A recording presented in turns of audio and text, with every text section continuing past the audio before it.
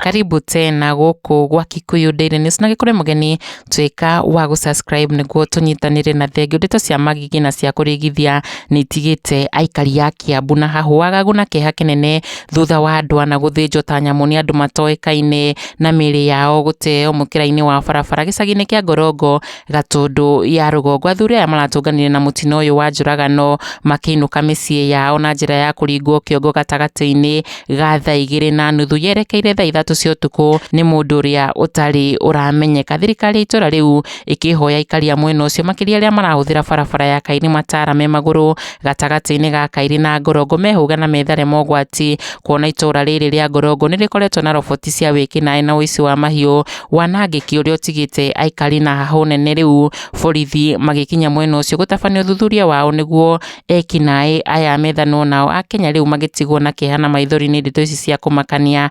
Karo wa mbere kuga tu sad kiundu kia magigi mwathani hitha mioyo itu twaguthaithama. Onake Evelyn Kimani akiuga Ngai woye mioyo ya andu yatwikire ta ya nyamuma.